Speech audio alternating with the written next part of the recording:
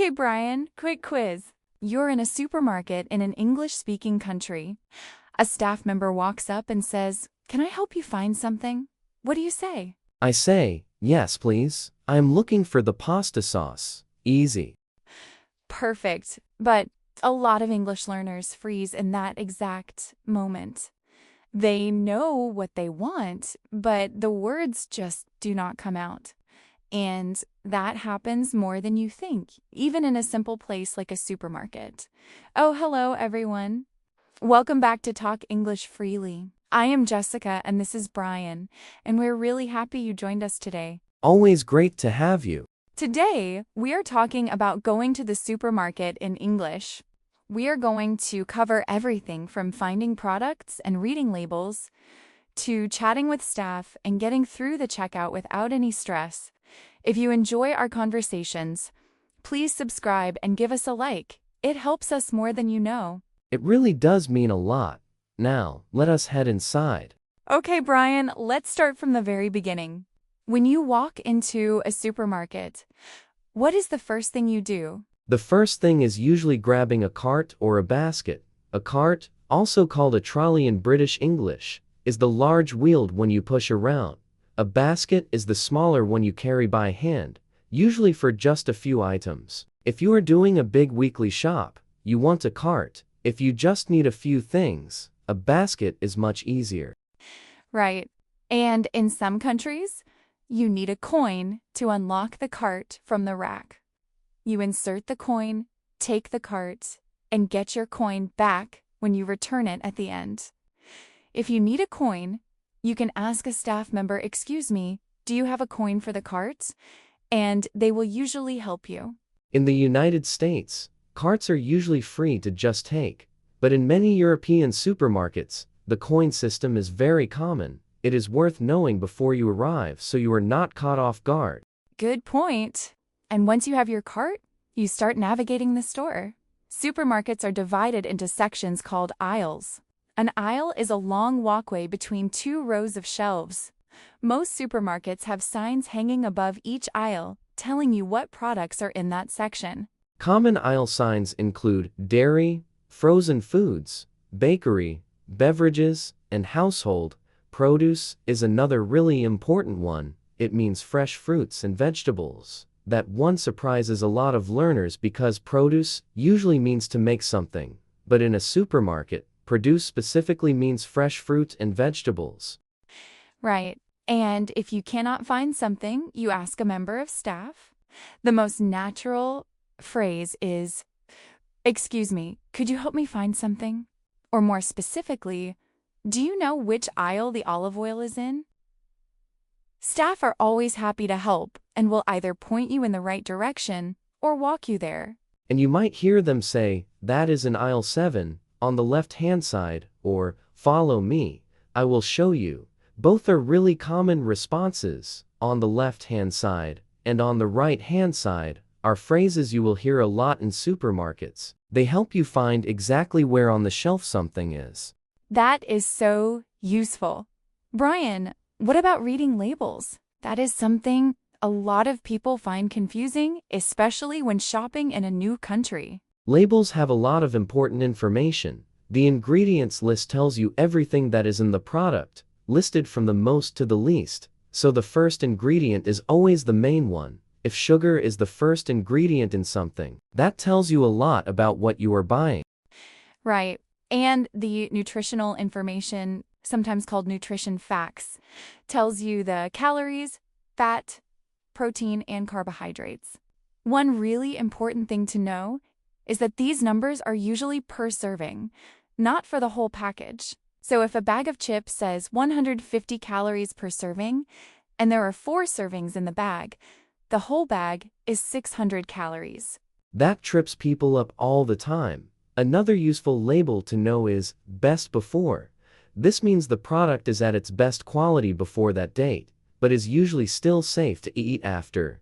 Use by is more serious. It means you should not eat it after that date for food safety reasons.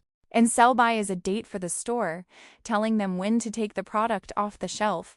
It is not really about whether the food is still good, Knowing the difference between these three dates is really helpful when you're shopping. Absolutely. And some labels also have useful symbols. A green label or leaf often means the product is organic. Gluten-free means it contains no gluten, which is important for people with certain dietary needs. And vegan means no animal products at all. Right. And Brian, what about asking for help when you cannot find a specific product? Sometimes it is not on the shelf, even though it should be there. In that case, you can ask, "Excuse me, I cannot find the product. Is it out of stock at the moment?" Out of stock means the supermarket has run out and does not currently have it available. The staff member might say, "Yes, we are out of stock right now," or "We should be getting more in on Thursday." And if you want to know if they carry a product at all, you can say, "Do you stock product?" Stock in this context means to regularly carry or sell something. If they do not stock it, they might suggest an alternative. "We do not carry that brand, but we have a similar one in aisle 3. Another useful phrase is, "Do you have a smaller size?" Or, "Do you have this in a different flavor?" These are very natural questions when shopping, and staff are very used to answering them. For sure. Brian, let's talk about what happens at the checkout. That is the part a lot of people find most stressful because you have to interact with the cashier directly. At the checkout, the cashier will usually greet you with, "Did you find everything okay?" A natural response is, "Yes, thank you," or "Actually, I could not find the product. Do you know if you have it?" They might be able to help or call someone to check. Right. And then they will scan your items and tell you the total. You might hear that comes to $12.50, or your total is $12.50. Then you pay either by cash or card. If you are paying by card, you might be asked credit or debit, or just contactless. Contactless means you tap your card or phone instead of inserting it and entering a PIN. It is very fast and very common now. If you want a bag, you usually have to ask or pay for one. In many countries, plastic bags are no longer free. You can say, "Could I get a bag, please?" And they will tell you the price. And if you have a loyalty card or a rewards card, the cashier will often ask, "Do you have a store name card? Do you just show it or scan it to collect points?" If you do not have one, just say "No, not today, thank you," and that is perfectly fine. At self-checkout, which is when you scan your own items, the process is the same, but automated. The screen guides you through everything, but if something goes wrong, like an item not scanning properly, you press the help button and a staff member will come over. You might hear them say, "Sorry about that. Let me fix it for you." Right. Self-checkout is really useful when you only have a few items and the regular lines are long. And Brian, what about some other useful supermarket phrases that people might not think about? Sure. Where are the shopping baskets? If you cannot find one at the entrance, "Is this on offer?" means, "Is this product currently discounted or on sale?" "Do you price match?" means, "Does the store match a lower price from a competitor?" And "Could I get a rain check?" is an American phrase that means, "Can I get a voucher to buy a sold-out sale item later at the sale price?" Oh, rain check is such a useful one. And on offer is more British English. In American English, you would say, "Is this on sale or is this discounted?" Knowing both versions is helpful depending on which country you are in. And one more really practical phrase. If you want to go back and get something you forgot, you can tell the cashier, "I'm sorry, I forgot one thing. Could I quickly grab it?" Most cashiers are happy to wait a moment if the store is not too busy. That is so good to know. And Brian, what would you say is the most important thing for English learners to remember when shopping in a supermarket? Do not be afraid to ask for help. Supermarket staff deal with questions all day long. A simple, "Excuse me, could you help me?" opens every door. And the more you practice these small everyday interactions, the more natural English feels overall. So well said. Every trip to the supermarket is actually an English practice opportunity. You are reading labels, asking questions, talking to cashiers. It all adds up to real, meaningful language practice in the real world. And that is the best kind of practice. real situations, real language, real confidence.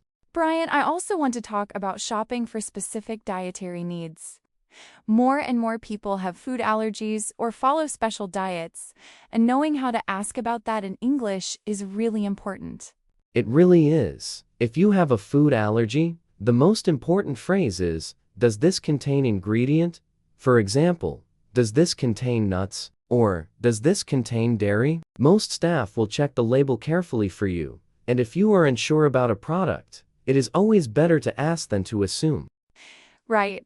And if you follow a specific diet, you might say, I'm looking for vegan options, or do you have gluten-free bread? Most supermarkets now have dedicated sections for these products. You might see signs like free from, which is a British term for products without common allergens like gluten or dairy. In the United States, you might see allergen-free or specific labels like dairy-free or nut-free, and if you cannot find what you need, asking at the customer service desk is always a good option. You can say, I'm looking for a specific product. Could you check if you carry it? That is so practical.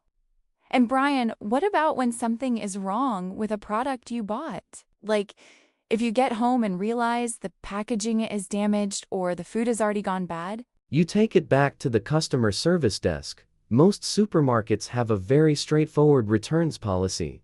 You can say, I bought this yesterday, and when I got home I noticed it was already past its use-by date. Could I get a refund or an exchange, please? They will almost always help you without any problem.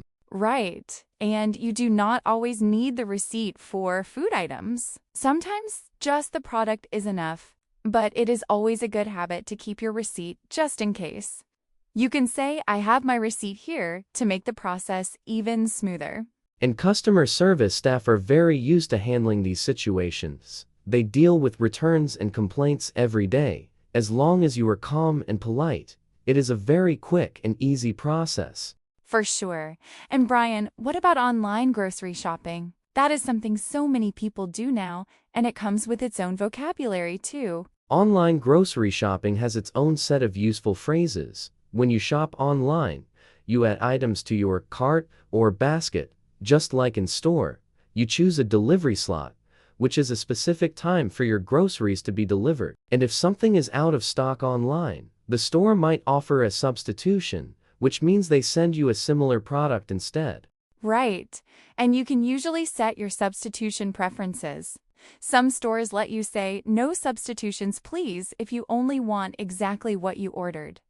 Or you can accept substitutions and they will choose something similar for you. When the delivery arrives, the driver will usually say, could you check your order before I leave? That gives you a chance to make sure everything is there. If something is missing, you can report it online and get a refund. It is a very smooth process once you know how it works. It really is. And I think the most important takeaway from everything we have talked about today is that the supermarket is actually a fantastic place to practice your English. Every single interaction, from asking where something is to paying at the checkout, is real English in a real situation. Brian, let's also talk about some of the differences between supermarkets in different countries.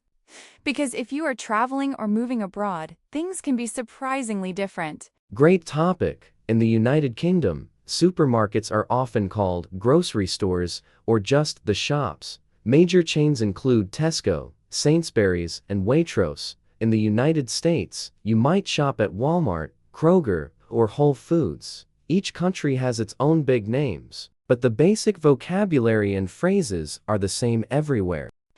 Right. In American supermarkets, the pharmacy is often inside the store. In British supermarkets, you might find a clothing section or even a cafe. So, supermarket can mean quite a big place, depending on where you are. And portion sizes can be very different too. American supermarkets are known for very large packaging. Phrases like family size, bulk buy, and value pack all mean you are getting a larger quantity at a better price per unit. And prices are displayed differently too. In the United States, the shelf price often does not include tax. In the United Kingdom, the shelf price is the final price. Knowing this helps avoid surprises at the checkout. Such a practical tip, and if the price seems wrong at the checkout, you can politely say, "Excuse me, the shelf showed a different price. Could you check that for me?" Most stores will honor the lower price if there has been a labeling error. And that brings us to the end of today's conversation. Thank you so much for joining us, everyone. Next time you walk into a supermarket in an English-speaking country, we hope you feel completely ready. You have got the vocabulary, the phrases, and the confidence. Now go find that pasta sauce and enjoy every moment of it. We would love to hear from you. Have you ever had a funny or confusing experience at a supermarket in English? Leave a comment below and tell us your story. And if you enjoyed today's conversation, please give us a like and subscribe to Talk English Freely. It really helps us reach more learners around the world. See you next time. Bye, everyone. Bye.